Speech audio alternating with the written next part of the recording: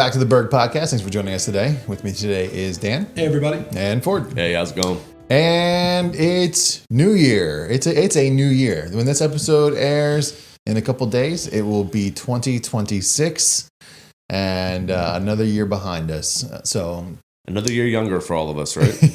Yeah. That's what my knees tell me. Another year younger. Yeah. One day closer to retirement. Maybe We'll be into the United States being 250 years old. 250 years old is exciting. Yeah, it's exciting, especially being near Philly. Yeah. Just to get to celebrate some stuff being so close to sort of the epicenter of some of our country's history. I just saw something about Home Run Derby. Yeah. They're talking about, I think tickets went on sale for Home Run Derby. Yeah. So Philadelphia hold All-Star game this year. The All-Star game for baseball's in Philly. Yeah, that'll be exciting. Hopefully they'll have like a parade in, maybe like early February. Yeah, that'd be cool. Yeah, that'd be cool. Another parade for the birds. Another parade in February. Maybe we can get one in... maybe another one late October. Yeah, late October. Late October parade. Cool. Late October parade would be cool. A couple extra things we could use to celebrate.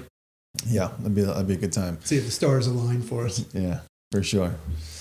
We start the year with the Mummers Parade, so it can only go up from there. Yeah. Listen, I used to, I feel like you guys being in the country wouldn't know. Like, I used to love the Mummers Parade. As a kid, that was a fun place to be. Yeah. Like, when my mom would take, and ironically, it was my mom. My dad wanted no parts of the city. Okay. But my mom and I think my uncle, they would take us in and a bunch of kids, which imagine that now. Yeah. And we would take the train. So we'd get on like the speed line and then come underneath, and get off right in center city. Okay. Then go up. It was like we would step out of the Pine Barrens and then step. You come up out of a hole in the ground, and there's a million people and noise and chaos like you've never seen. Yeah. So. And the Mummers, like I like it. It's kind of fun, right? It's a lot of like the costumes, the music. Yeah. So. Yeah, I still like it. It doesn't. There's a part of it that it doesn't appeal to me at all. Like I don't know why. I don't either, except for the fact that it's something that's unique to Philly. Yeah, right. Like that's one of the cool parts. Like, I mean, I've tried to watch it. I've been to one or two of them, and like I don't understand maybe the backstory or whatever it is, but it's just that it's something. It's something you're not getting somewhere else. Like in today's world where everything is so homogenized and everything is like rinse and repeat, when you find things that are actually like local, right? Or whatever. Yeah. I mean, like you go to the Italian market and you see a little butcher down there, and it's not one of 800 chain items. It's a one man. It's like the buy local type scenario too. It's just like because everything we get now is homogenized. It's cut, repeat. Put it in the next shopping mall down the street. Put it in the next shopping mall down the street. Whatever you want to call it. And so having some uniqueness. I mean, we were talking about it the other day. I think we've talked about it on the podcast before, but way off of New Year's. But cheesesteaks, right? Like, if you try to sell me a cheesesteak anywhere outside of a 50-mile radius of Philadelphia, I'm not buying it. I don't care what it says on it. I don't care if you came from Philly and started this restaurant. I'm not buying it. I think we did. I think I mentioned this a couple of weeks ago when we were talking about food, and like my buddy who said he wanted to get a steak and cheese. Did I tell you that? Yeah. I was like, don't say any more words. Nope. Yep, I'm like, we're not doing that. I'll take you somewhere good to get a cheesesteak, but we're not doing steak and cheese. I don't know what that is. I don't know what that is, but we're not. No, the Mummers too is not beyond being local. It is still not like it's not PC. Like it's not. They're going to talk about what they want to talk about. You know what I mean? Like you're going to have some things that people are going to push the limits both ways. You know what I mean? Let you know where they stand and where they fall. One of the best Mummers stories I have, and it's New Year, so appropriate, is we went. Mike was probably maybe 7 or 8, and I could probably actually in like a Tina style, I could probably date this based off the fact that Mayor Good was still the mayor. Hence, he had not blown up North Philadelphia yet. Yeah. Right? He hadn't bombed North Philadelphia. But he was walking down the street, and my brother had we had like one of those red horns. You guys don't go, but they would have these giant plastic horns that you could blow that were really loud. It's the noise you hear if you watch it on TV is these horns. Yeah. And he had one of those, and Mayor Good picked my brother up and held him. And like my mom got a picture, or maybe a picture that was, it would have been, she would have had a real camera, so maybe there is no picture. But like in my mind, like for a picture up, but with my brother. Yeah. And so Mayor Good holding my brother, and it was like chaos because we were like little kids. I was probably maybe 10, 11 years old. My brother would have been like 5 or 6. Yeah. And if my brother's 5, that means she had 4 kids. She probably had, my youngest brother was probably like 6 months old. Yeah, holy smokes. Yeah, and like I remember other things at a city for it. There were some people that weren't able to find a bathroom. I remember my mom having to explain that to me and what was going on to me and my brother about that. Yeah. But it was just normal city stuff. It was just it was right. It was just normal city stuff, and and it was so different. But to get to see it was fun, and it is so Philly. And in Philly, it is the start of the year. It's gonna I don't know how you guys are, but I'm sure the Mummers Parade will be on TV in my house at some point that morning. I always say I want to go to the like spectacle thing that they do in the convention center. Right in the convention center after the parade. They run their full thing, but in an enclosed environment where the music would be better and everything else. And I always thought like that would be cool, but not. It's never been cool enough that I did. Right? It's not on the street, right? Like I gained the ability to actually hear it because it is neat when you see them like march around and stuff in their giant costumes. So that's like where they do the presentation. It's kind of like at the New Holland Fair. It's like okay, they're walking for 6 miles, and they got to like perform right in front of the judge station. Yeah, judge station type deal, type setup. Yeah. No, I mean I think that those are the type of things that like become more special to all of us as we get more mature.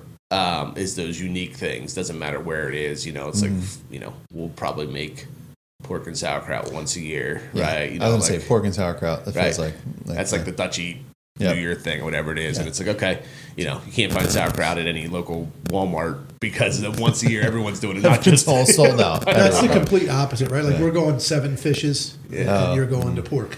Yes. It was the same Bible, It's the same Bible that somehow led us to 2 wildly different things. You apparently think it's a good idea. The split hoof issue. Yeah, I think it's a good idea to eat pork on Christmas Eve or Christmas. We're going to stay away from any meats because the fishermen instructed us to do so. Yeah, we're not going down that road, but it's like, wait a second, what did they do for a living back then? Yeah, it was good marketing. Maybe the best marketing ever. At least for a couple of days a year, right? A couple of days a year, every Friday, if you're religious enough. Friday, yeah. But no, you think about just like all those things, in the new year. Like, okay, it's funny because like we've talked about before, we don't have like New Year's resolutions because, there's so much data on what they mean, right? Because you're... All right, for this short stint, I mean, how many people sign up for memberships of places and do different things on...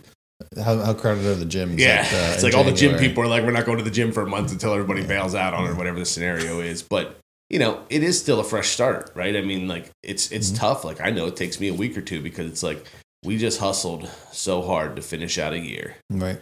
And that all's gone. Like, not gone literally, but it's just like, all the documents that we have to look at are back at 0 again, and all that kind of stuff just happens. It's like, oh, we had a great year.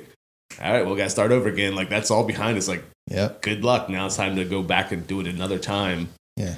And so it takes a little while to be like, all right, yeah. I mean, we always joke about, like, what does it take you guys? I mean, I'll probably write 2025 on, like, documents for at least 2 to 3 weeks. Yeah. Before I realize it. It's like... Well, it's because I don't even write it that much, so I think that's the part of the problem is the infrequency. Like, if I had to change, like, day one and I wrote it every day, it'd probably be a lot smoother of a transition. But, yeah, for sure, I'll do it for weeks. Yeah.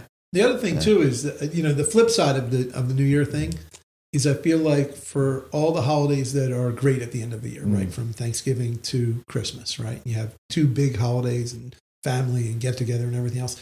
It also is you hit the new year and all of a sudden it's almost like you can de-stress a little bit. Like there's really nothing that you have to address where you got 3 months till another imaginary. 3 months. No. I'm incorrect. Please delete that. No, you have you have a month and a 45 half. days. Yeah, you have 45 days. 44 days until something. Valentine's Day. So. Yeah. All right. So I've already maybe 2027 for me because I already apparently failed. I forgot about that. No, it's all right. You still have time. You still have your 45-day window here. All right. So this serves as a good reminder. All right, but that is a singular pressure. Like you just got to you got to have you got to take care of one person. You got to take care of one person. You don't have to the big family get-togethers and having to see people and meet people and have parties and all those things sort of gives you a break. Valentine's Day get-togethers. You don't have a lot of. I mean, maybe you guys do Valentine's. Maybe Brian does Valentine's different than us. But for me, it would just be I have to make sure I have Valentine's for Aaron. So I don't know.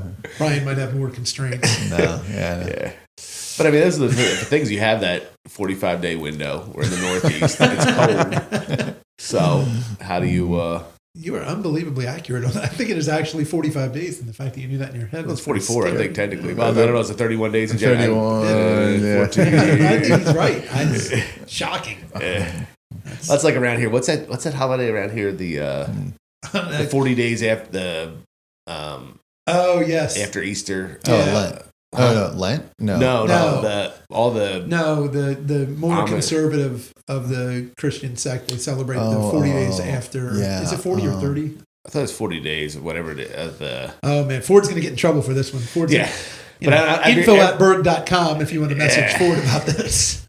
Yeah, it's like laughing because like you go to some place that's run by some kind of Mennonite or Amish people and they're all closed for Ascension Day. Ascension Day. There it is. You got there, Ascension Day. I just had to keep talking long enough to remember because I'm like, what was it? But you just run into it. It's one of those like, that's it's for a particular group of people. That happened to me just yesterday. I tried to run to Hershey's Market and I turned in and I was like, they're not going to be open. It's Sunday. Oh. Sunday, they're not open. I should have known better than that. Yeah. Yeah. And I actually I was thinking about this the other day. Like New Year's Day, not quite as much, but like Christmas Day, I don't know why. Like it shouldn't be surprising, but I'm always surprised the number of places that are like truly closed, like places that are, like don't close ever. And like I don't know like if that diner or something. Waffle House, like no, I bet you Waffle House is open. You know what I saw the other day? Like Walmart. Like I mean, like I don't know. I feel like Walmart doesn't close, but maybe that's like 24/7. Yeah, well, I know that Target finally started closing like a year or two ago. Yeah, but I was somewhere and I saw that a Chick-fil-A was open on Christmas. Oh, really? Wow. And that seems really wrong considering their normal positions. Right. I don't know if maybe that local branch had but I don't think they have waivers for it. I don't know, but it was like there was a sign on the door and it said something about like, they're open a truncated amount of time, but it's still just like, what? I was quite perplexed because then there's other people take liberties and like, we're going to be closed for 5 days for, like they make it a... Right. Ireland closes for, I think, a month and a half. They're closed until like February. Okay. There's... Yeah. Well, what's his name? A friend of mine, Steve, went to work in Geneva and he's just like, man, they just do it differently over there. He's like, they just have different mindset on... Yeah, well, we talked about it when I was years ago when I went, and I don't travel a lot, right? But I went to Barcelona and like you can't, like the stores closed every day in the middle of the day to take like a nap or something. Yeah, siesta. Yeah, you have lunch and then a nap. Lunch and nap. Mm-hmm. And then you eat dinner at like 9 o'clock at night. I was like, reset for the afternoon. Yeah. It's much more of a and they social all seemed thing. really happy. So I mean, maybe it could work. There's probably something to it. Probably something to it. You know what I think we do, Ford? Let's just turn up the stress. Let's. So something completely different. So I was talking to a guy. He's British, right? English and soccer. There you go. Tamara, you're welcome. This is not a soccer conversation though. But and he came over here and he was talking about sports in America and what we've done with youth sports. But I say we've monetized youth sports. That's my line that I like to say. Like we've monetized it, which in my head makes sense. He did not accept that. You know what he said we did? We Americanized it. And I was like, what? And he was like, yeah, you Americanized it. Everything you guys do is to create more pressure and make money is basically what he was saying. And I was like, I hate to admit the British guy's right, but he was right. We that is what we've done. Like it's capitalized on youth sports. Yes, yeah, we've literally like in the sense of capitalism. That's what we've done. We've like identified a market and then taken advantage of that market and grown the market to whatever the market would allow, which I don't know that we've seen the ceiling on yet, and you spent a lot of time in youth sports. Yeah. Right. But in other words, the idea that we Americanized it was like both insulting, especially it was insulting to me until I realized that I couldn't really argue out of it, that it was exactly what we had done. I don't know if it's only in America. I feel like when you talk about soccer especially, you see that type of behavior happen in a lot of places. But it's cheap. It's cheap unless you're considered elite, and then it's very expensive. Yeah. Because like you think about like these 10-year-old kids being corporately sponsored. They're getting paid. But that's what I'm saying. I'm saying in America, his point was in America, it's that the people pay. Yeah. Right? Like in other words. The money comes from somewhere. Yeah. Like you can't. Family sponsor. You're gonna start that name on the back of the jersey is actually the sponsorship. You either put your name on the back of that jersey. Yeah. But you think about baseball, like in South America and stuff. Like there was like baseball factories, we'll call them. Like there was something similar, but it wasn't. But it wasn't flying places and staying for the weekend and turning it into I don't want to take us off the rails. His point of Americanization was that the money isn't coming from the outside and going into the market that then's being created, but rather the people are paying an entry fee, almost like you would pay to get into an amusement park, right? Like if they paid you to go to the amusement park, and that's a bad example, but if you get paid to do something, then you're like professionalizing it earlier. And his point was that's not at all what we're doing. What we're doing is we're monetizing it to the clients themselves because they're willing to pay for the chance to succeed. And we do it with schools. We do it with everything. Sure. It is. I had never insultingly thought of America that way because I'm a big fan of us. But it is something we do. It's how you end up in pay to play for everything. That's fair. But not in big business. Yeah, politics. Definitely not in politics. No, never there. It doesn't work in that direction. No, that's just all just for on the up and up. Kid sports and getting into school districts. And just school districts, kid sports, that sort of thing. Yeah. Nothing governmental or corporate. That's all clean. So I took us way off the rails from New Year's. That's all right. We don't make resolutions. We have talked about. We don't that, do right? resolutions. You don't do resolutions for it. You're not going to do a resolution. You guys have any like New Year's Eve traditions? Like, and we talk pork and sauerkraut. We do that on New Year's Day. But we don't really even have like New Year's Day. I kind of feel that like I think we talked about before. Certain holidays are family holidays. Certain holidays are friends' holidays. Yeah. New Year's in my mind is a friend holiday. Really? For me, it's like a be alone holiday. Well, that's what I'm saying. It speaks to our friend groups, Brian. That's why I was pointing towards the younger people because, like, when you're younger, everybody went out, did things, stuff like that, and now it's like.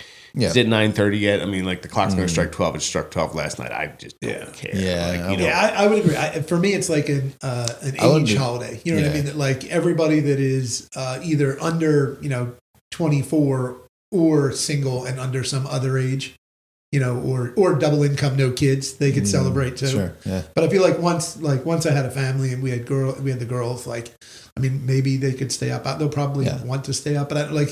You walk a line of like I don't need to have like New Year's Eve parties are a certain way, right? Like they're a good time. We'll leave it at that. Our kids are like, we have to be home on New Year's Eve because all of our friends are doing things. And I'm like, doing what? You're like 17 and 20, and I'm like, I'm probably gonna go to church. Yeah, I'm sure. So that's what they call the place, like the office. Call it the office. The office. Going to the office. Hey, I feel like I get in trouble for saying that out here, but maybe the church or something could be. That could be a. I mean, what was the band that you and I thought of the other day? I said something. Remember? What did I say? Chat GP? No, it wasn't. It was something with letters, and you were like, "That would be a good band name." No, it was like Scott and the GPR or something like that. It was Scott and the GPR. He was like that. Brian was like, "That'd be a good band." I was like, "All right, Betty and the Jets, Scott and GPR." Scott and GPR. Yeah. No, I mean, I think that we constantly are trying to, like, we always upgrade. You always try to do things better. And so, it's a new year to do that. But the reality of it is that, like, the actual day is... it's just going to be rinse and repeat. So, you guys do, you guys like Dick... it's not Dick Clark anymore. No. Ryan Seacrest? Ryan Seacrest. You guys watch the Ryan Seacrest stuff? Or I really want to watch one. I think the last couple of years, Aaron's pretty fond of country. Oh. So they have like a Nashville one, which, if we're going to talk about something I might like to do, sure. I think it would be fun to be in Nashville on New Year's because the people play at their own bars. Like that was the thing. So the thing that got me about it is, and I'm losing it now, Kid Rock's the only one that's come to mind and he doesn't do it. But like Jason Aldean and all those guys that own those bars, they play at their bar. That's kind of cool. So like, I don't know how early you'd have to be there to get in, but imagine you go see like what's the cover for that? Yeah, but probably no more than when you pay Ticketmaster's fees. You know what I mean? It's probably, but I think so. Lately, the girls have watched that, but even I don't know. It's so almost like how I feel about the Mummers. Actually, that it's so overdone now that I feel like it was cleaner. Yeah. When I was a kid. So there's a question for you. We could take hours discussing, but was it my feelings? Yeah, but we don't have that kind of time. No, I always think about this. Like, I watch the Macy's Thanksgiving Day Parade, right? I go to the parade in New Holland. Yep. When I was younger, either I just didn't notice the advertising, it wasn't as blatant, or it just wasn't advertising, right? Right. But like now everything is marketing. Like you can't touch anything without a marketing piece to it. Yeah. And it's funny because you're like, how much marketing can be like, marketing has so many dollars to it that you're like, is it just making dollars of marketing on marketing? But I mean, like, you can't go to an event. Right? It's all psychology. So right. I mean, I go to the one in New Holland. Yeah. And I remember being there and seeing the big tractors as a kid because they were New Holland is New Holland tractor or whatever. Yeah. But it didn't, like, not every truck that went by didn't have a banner on it that I remember. Maybe I was looking at whatever performance was and things of that nature. But it's kind of that same type of thing that everything you see now. Yeah. You like trying to sell you something. Tell you something, and you're like, if it isn't selling you something, you're afraid it's selling you something subliminally that you don't know about. You're like, all right, I'm on my guard here. Like, you know, that band or Jason Aldean's playing at his place. Yeah, that's great because he's marketing his bar to the people. It's not that he's playing because like come be here instead of somewhere else. Yeah. Exactly. So you just laugh about how everything has some form of that, and you just I don't know if we see it more or we're just more like everything. We're just like, yep, something has to be.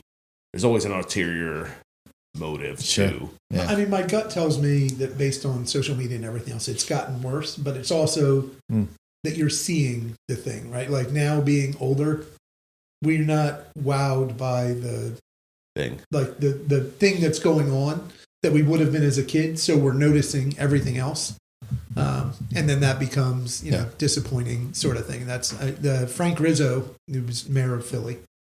Used to say Philly was a circus, and you know all you had to do was add some peanuts and some sawdust, and you'd have yourself a circus. With some politics there, but I feel like that. Like when you go to, like, did you ever go back to a circus, like as an adult? Do they even exist anymore, or did like PETA shut them down? They have been for the most part shut down, especially in the way they used to run. But right before they were shut down, actually, we knew they were being shut down, and Erin wanted to go, so we took the girls, and they saw like still had the elephants and everything, and not like in a stadium.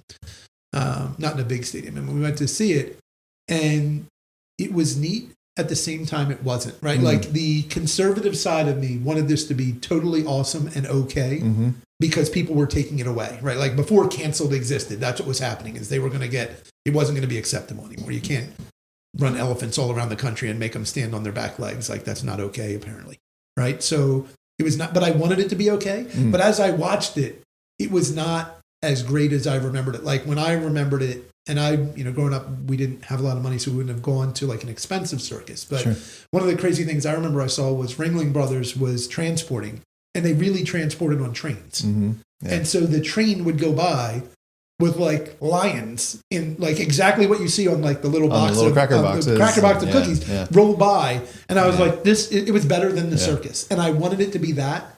Yeah. You know, but then I thought about it, like if that happened today and you saw like a busted old train run by with like some like raggedy looking lions and you'd be like giraffes hanging at the top of it. You know what I mean? Like these guys, like they're the bridges this year, like, okay. Oh boy. The bridges. We got a clearance problem here.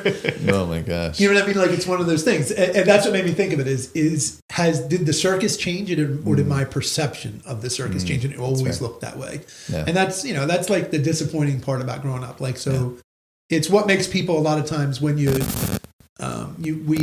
manufacture holidays and events in an attempt to like find that thing that we had as kids when really it was just the innocence of being a kid. Yeah. And it's hard to maintain and regain that, which is a really disappointing thing to say right before New Year's. Well, I agree. Except I think like, well, maybe we didn't go to like, I remember going to the circus, but like we would go to like the farm show. Yeah. And like car shows and things like that. And like, I don't know, I think maybe it was just trying to find like things to do indoors during the winter, but this is like that season, right? So like January, February is when like a lot of the manufacturers are having their vehicle shows, or the farm show in Harrisburg is always I always think it's kind of neat because like you go, they have the little indoor rodeo, they have, you know, the livestock show and judging, and so I mean I think maybe it's not the same as the circus, but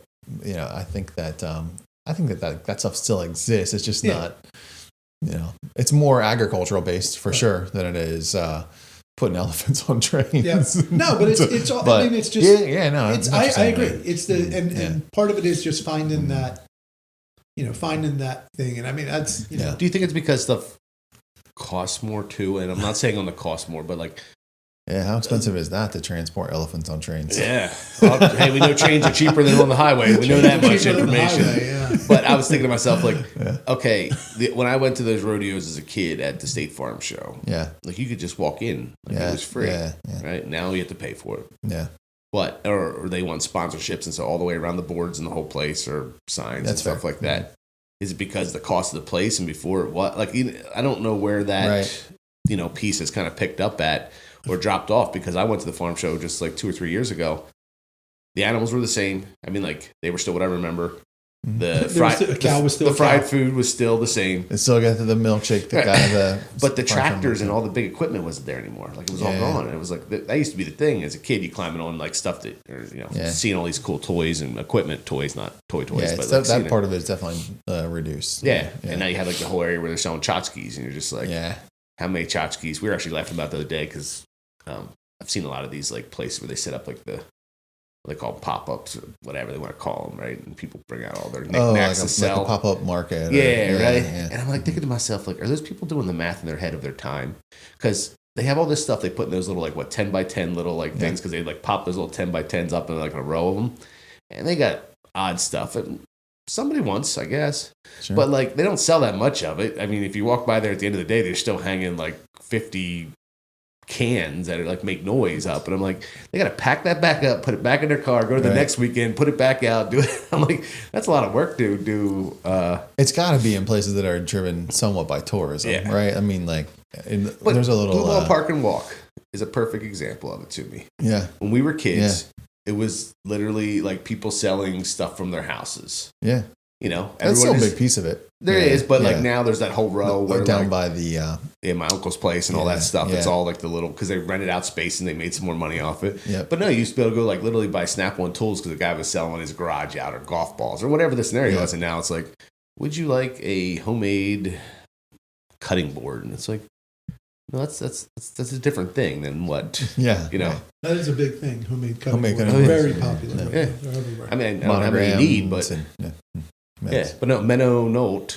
Yeah. I remember him in my uncle's parking lot at Blue Ball Park and Walk making steak, egg, and cheeses. Yeah. Breakfast sandwiches for people, right? Just had a griddle there. I mean, there's no health codes. It was just like throwing steak, throwing egg, and throwing a sandwich together, like for the church, raising funds, whatever it was. And it was just like, that wouldn't fly anymore. It's a little different world. Yeah. The world has changed. There's no doubt about that. It'll change more. I mean, that's life. I was going to say, we could all make predictions for the year as far as like what's going to, like we were joking about it. I was talking to Tori the other day about like the, internet stuff or whatever, like the social media, right? And they have you so honed into whatever they think you like. Yeah, they keep seeing the same thing, and after a while, you're like, there is nothing new out here because it keeps showing you all the same stuff. I mean, you know how many dozer pictures I see when I'm like looking at something because I like looking at dozers, and I was like, so do you ever look at Tamara's social media? No. Okay. The reason I ask is it is so bizarre when it becomes very real when you see someone else's social media. Because it doesn't look anything like yours. It doesn't look anything like yours. It's a completely different thing. Like, like even like how it sort of feeds you what we would perceive to be news now. Sure. Like for me, one of the things is Mara. So Mara has started to she doesn't have social media, but she'll try and talk to me about this news stuff. And I'm like, what? She's like, did you hear about this? And I'm like, no, I didn't hear about that.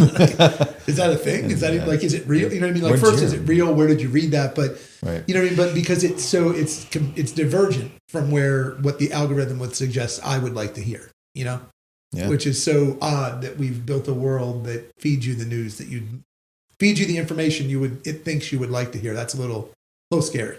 Yeah. Yeah, the AI. So it's a joke about like, okay, what do we think it's going to? Because Yeah, what will be the in a year from now? What will we be looking back and be like, well, that happened in 2026, right? Yeah. Well, so I had a call a couple days ago, and I'm not going to say the company. I'm not going to actually say what it's about, but it's something I was just looking at that happened with like AI, robotics, that sort of thing, and something. Could it impact this? Could we use it? And what some of this stuff might be able to do is pretty amazing. But then there's a part of me that gets back to like, guys, can we get you to enter the time correctly for your time cards? Right? Like if we can't do that, right, or we can't adequately report what we did in a day, or we can't get people to just fill out a form somewhere that says you'd like tomorrow off, or call in when you're sick in a reasonable amount of time to say, hey, I'm not going to be at work today, right? Like if we can't do that, then what are the odds this amazing technology that's going to require some human input is actually going to be able to work, right? Like I go back and forth with it. Like, I'm trying to solve a problem that would have been pretty easily solved if you just greased the machine, right? Like, isn't that like, this is an odd place for me to go, I think, but it is interesting to me. Like we're going to build technology that's going to make it, Ford, right? And stay with me here. We're going to build technology and we're going to make it so that our equipment can effectively run and not break because it's well cared for, right? Like it goes back to a conversation you and I were having before this, completely different topic, but it's the dog wagging the tail again. Like in other words, we're building technology to fix a problem that was not a problem. It was just a lack of somebody doing something, accountability, somebody doing their job. And because they don't, then we build something first you build an industry that identifies as a problem. Sure. Yeah. Then you build an industry that's going to fix the problem that's been created because you didn't do the thing. Then we're going to buy a technology that's going to identify that you didn't do the thing and tell someone to fix the thing that you didn't do because it's broken now because you didn't do it. And we'll have said we improved. You know what I mean? Like in the odd sense of talking about circuses and the farm show and New Year and everything else, like and the sports idea, like it's all the same. Like there are markets created, right? Because people don't do certain things, right? Like in other words, I mean, if you go back to 1950 something or whatever it was, you know why Jackie Robinson made it into the major leagues? It was because he was the best damn baseball player in the world at that point, probably. You know what I mean? He was one of the best, so good that you couldn't ignore every other impediment that should have stopped him. And he was that good, so he got a job. You know what I mean? But now we're like trying to market our kids when they're 10. So that you can build your way to something in sports. But we're doing the same thing with work, with so many different industries where there's all these like little cottage industries set up and all these niches. And at the end of the day, all you did was take something that should have cost $5 and you made it cost $500 because there's 20 people involved to do the original thing that was, the machine was always built to be greased. And there was all you really needed was the machine, a person, and a grease gun. Yeah. That's it. Now you got, you know what I mean? 30 other things just to do that, and 3 people watching, and and then everybody complains like, man, it's like I'm being micromanaged. It's like, well, that's because that's the industry, that's the world we live in. So I mean, for me, if I was going to make a New Year's resolution, yes, it would be that we could just be more accountable. Yeah. You know what I mean? Just be responsible, be a good human being. That's it. Like I don't, right? That's it. World peace. I don't need world peace. Like that's never going to happen because you're going to have inequality, and where you have inequality, you're going to have a struggle that somebody wants what someone else has. That's been going on for a long time. Yeah. But if we could be more accountable, I think it'd be interesting because the technology we have at our disposal that's right now, not 10 years away, right now, it's pretty crazy what could be done. I just hope it gets used for good, not to just make our lives even easier than cushier than they already are. And that's coming from working in the industry we work in, where guys are out in the field. I mean, the other day something they could fix for it. I saw Chad. I was down at the landfill early, and I was getting ready to leave, and Chad walked over with a roll of toilet paper going to the porta-john, and he said, "This is my best part about working outside." It was like 17 degrees. He told him like a roll of toilet paper that he brought with him because the other one's going to be frozen, and there's got no shop there. And I thought like all the things we have tried to fix, right? Like I think like I'm all over the place, but it like makes sense in my own like chaotic ADD head, that like. Do you think the guys would rather we spend money on a technology that watches and trains them on how to properly care for the machines, or if we had like a nicer heated porta-john, right? Like the porta-john would be much cheaper, but I need the equipment to run. So I'm going to need to spend the money on the thing that's going to make sure that the equipment gets greased. Have you ever seen those the trailers, like the bathroom trailers? I have a friend that owns one of those companies. And I was at a big event, right? And they were running on generators. Yeah. And the generator went down. Oh. All of a sudden, you got no bathrooms for anybody because they're like, well, you can't go in because the exhaust fans aren't working now. It's like, well. Most porta johns. See that blue thing over there? Yeah, there's no exhaust fan. I assure you. I'm like, does the stuff still go where it's supposed to go? You know, in a funny relevant thing to the Chad story, but in a just you don't change. There was a part of me that wanted to fire a rock right off the side of that porta john when Chad stepped in there, like still like I was going to be like a 16-year-old jerk. You know what I mean? Like, it'd be funny right now. Yeah. If I hit it with a rock, or if I backed my truck up to hold the door closed, that'd be funny. Right? Like, I was like, there's something just, something's still wrong with me. Same thing that was wrong with me when I was 16, still wrong. But I guess not. I didn't do it, Bryce. So I didn't fire the rock. All right, well, that's progress. That's progress. There you go. 2025, big step right there. Big step up for Dan. Took that big step. Yeah. I don't unlock people in the porta john anymore. Unlock the potential of what I can do. This is perfect. So, well, I honestly don't know where we go from any of these things. But I will say that we do genuinely hope everyone has a safe and happy New Year. Yeah. To kind of cycle back to where we're trying to get to. Yeah. And Happy New Year. Everybody's getting phone calls now. All of a sudden, everyone's phone just went off. We just got real unpopular when they heard what I said.